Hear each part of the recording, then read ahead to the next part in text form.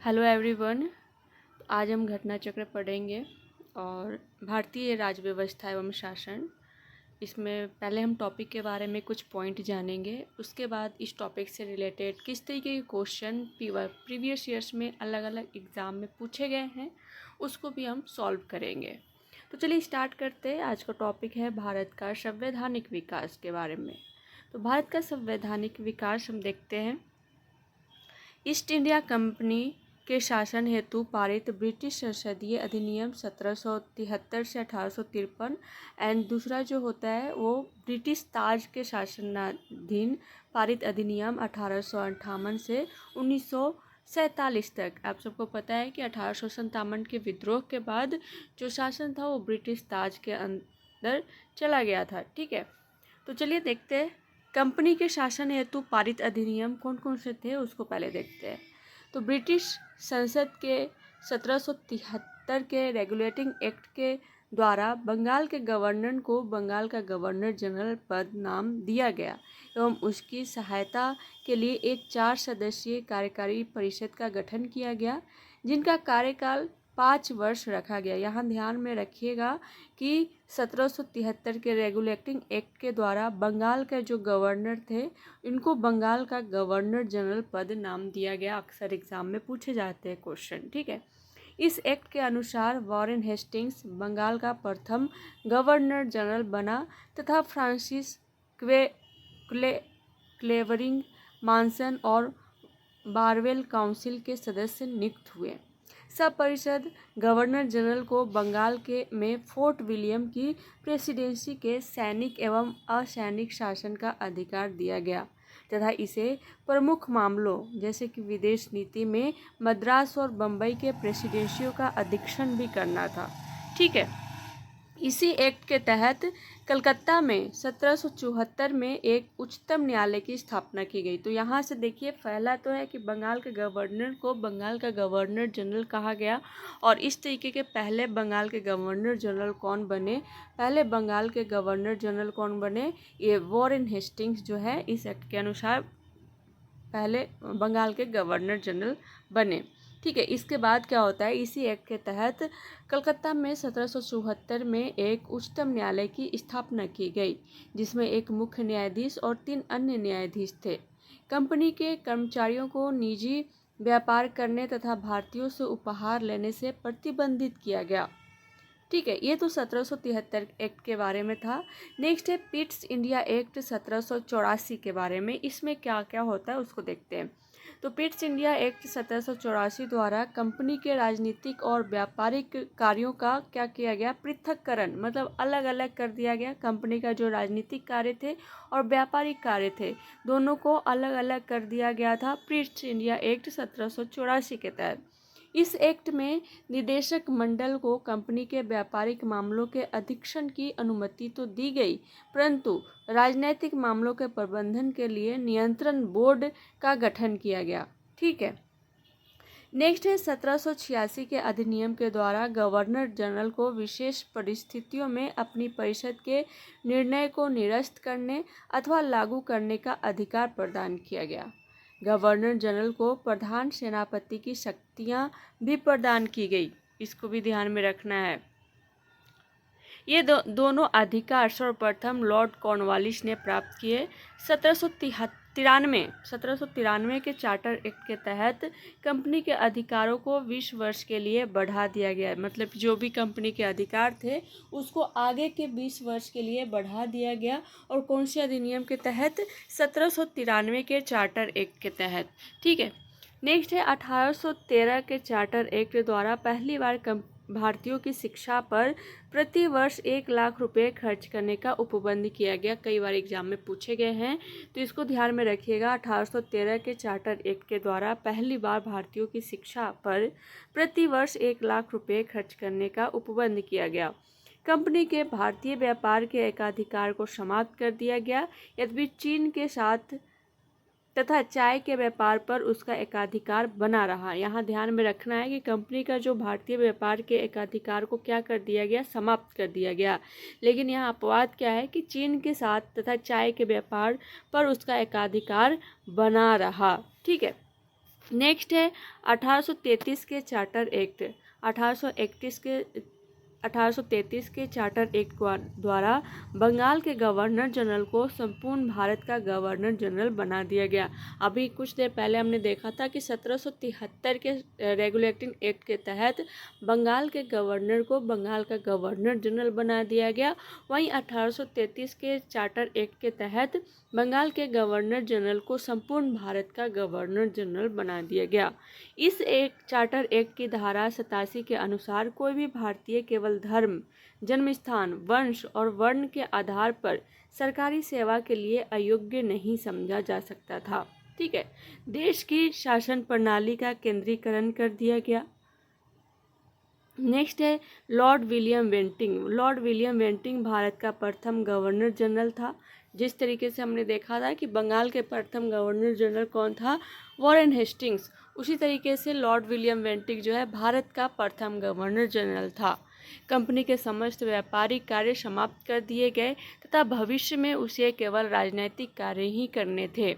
Governor general की परिषद में एक कानूनी सदस्य को सम्मिलित किया गया। सर्वप्रथम मैकाले को कानूनी सदस्य के रूप में शामिल किया गया। इस एक्ट के तहत सब परिषद गवर्नर जनरल को पूरे भारत के लिए कानून बनाने का अधिकार प्रदान किया गया था। इसी एक्ट में नियुक्तियों के लिए योग्यता संबंधी मानदंड अपनाकर भेदभाव को समाप्त किया गया। 1853 के चार्टर एक्ट द्वारा विधायी शक्तियों को कार्यपालिका शक्तियों से पृथक करने की व्यवस्था की गई। इसको ध्यान में रखना है कि 1853 के चार्टर एक्ट के द्वारा जो विधायी शक्ति था, विधायी शक्ति को कार्यपालिका की शक्ति से अलग किया गया, इसकी व्यवस्था की गई।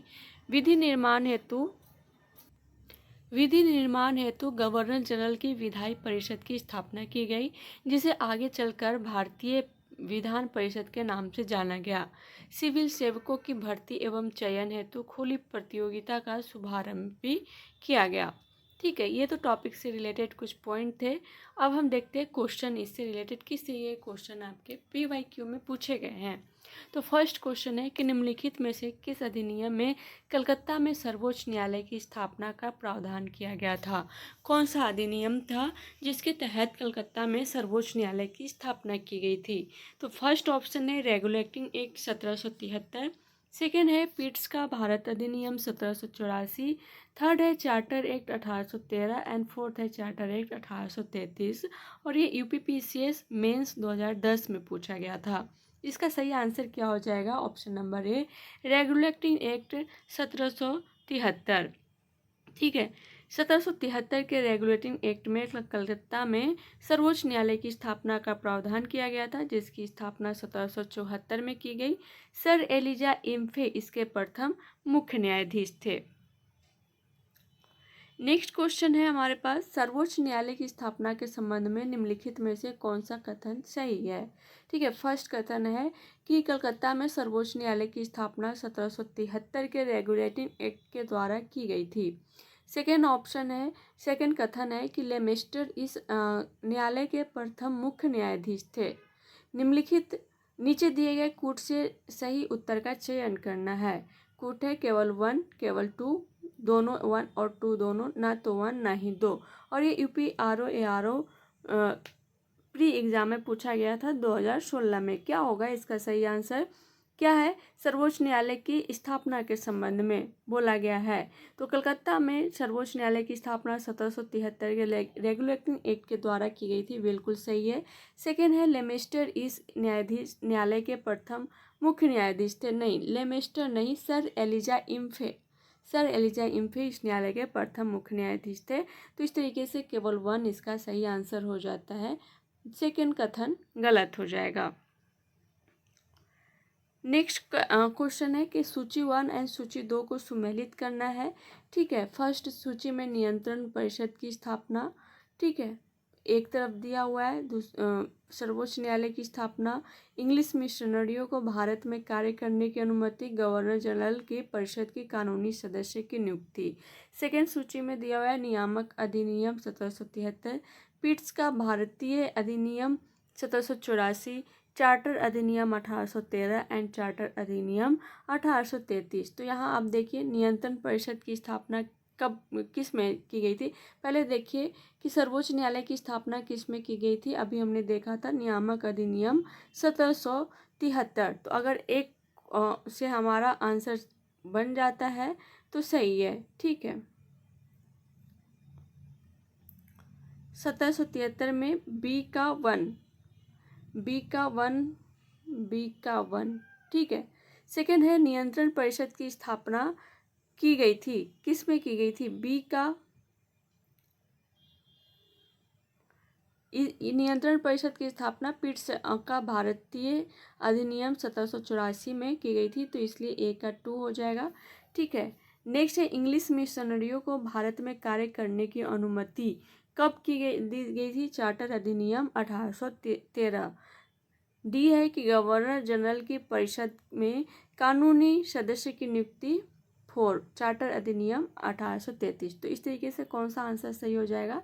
ए का फर्स्ट का 2, सेकेंड का 1, बी इसका सही आंसर हो जाएगा, ठीक है।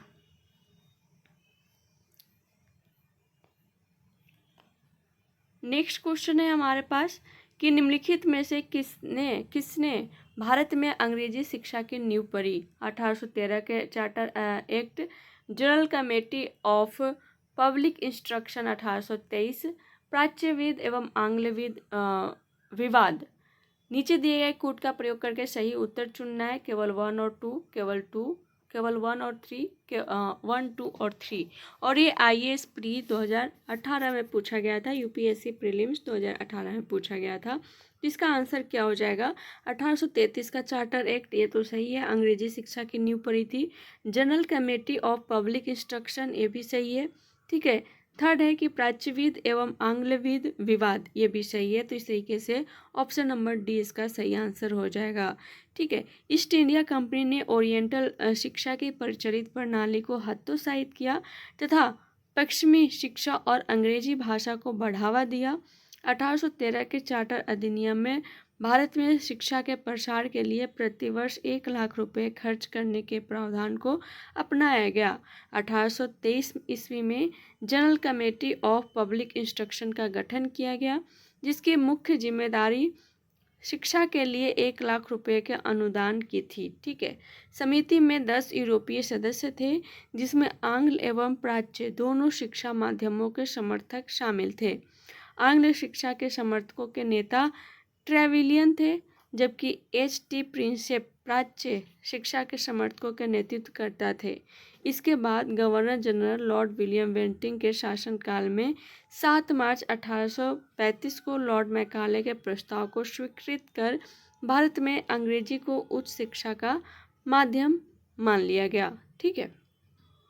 नेक्स्ट क्वेश्चन है किस अधिनियम के द्वारा ब्रिटिश संसद ने चाय और चीनी के साथ व्यापार को छोड़कर ईस्ट इंडिया कंपनी के भारत के साथ व्यापारिक एकाधिकार को समाप्त कर दिया गया था।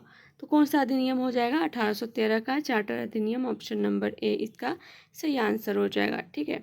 नेक्स्ट है ब्रिटिश संसद के किस अधिनियम ने भारत में व्यापार पर ईस्ट इंडिया कंपनी के एकाधिकार को समाप्त किया गया था। ये भी 1813 के चार्टर एक्ट के तहत। नेक्स्ट क्वेश्चन है कि चार्टर एक्ट 1813 के संबंध में निम्नलिखित कथनों पर विचार कीजिए। फर्स्ट है कि इसने भारत में ईस्ट इंडिया कंपनी के व्यापार एकाधिपत्य को चाय का व्यापार तथा चीन के साथ व्यापार को छोड़कर समाप्त किया था। बिल्कुल सही है, ठीक है। इसने कंपनी द्वारा अधिकार में लिए गए भारतीय राज्यों पर ब्रिटिश राज क्राउन की संप्रभुता को सुदृढ़ कर दिया। बिल्कुल सही है, ठीक है। नेक्स्ट है कि भारत का राजस्व अब ब्रिटिश संसद के नियंत्रण में आ गया था। नहीं, ये गलत हो जाएगा। तो इस तरीके से 1 और 2 कथन सही है। ये UPSC प्रीलिम्स 2019 में पूछा गया था।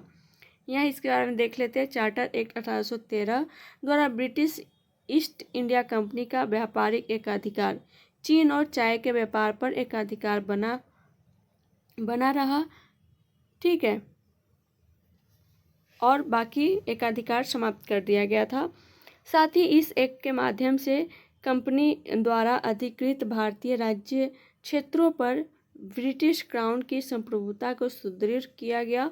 इस एक्ट से हालांकि कंपनी को आगे 20 वर्षों के लिए इन क्षेत्रों का एकाधिकार और राजस्व सौंपा गया, तथापि यह ब्रिटिश क्राउन की संप्रभुता के प्रतिकूल नहीं होना था।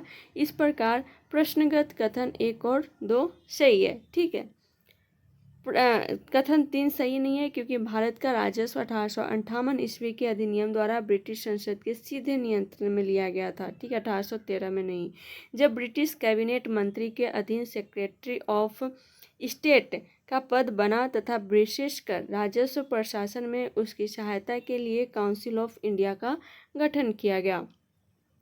नेक्स्ट है, किस अधिनियम ने भारतवासियों को अपने देश के प्रशासन में कुछ हिस्सा लेना संभव बनाया? फर्स्ट है चार्टर एक्ट 1833, सेकेंड है चार्टर एक्ट 1853, थर्ड है government of India act 1858, fourth है Indian council act 1861। UPPCS prelim 2012 में पूछा गया था। इसका सही आंसर हो जाएगा option number A, charter act 1833।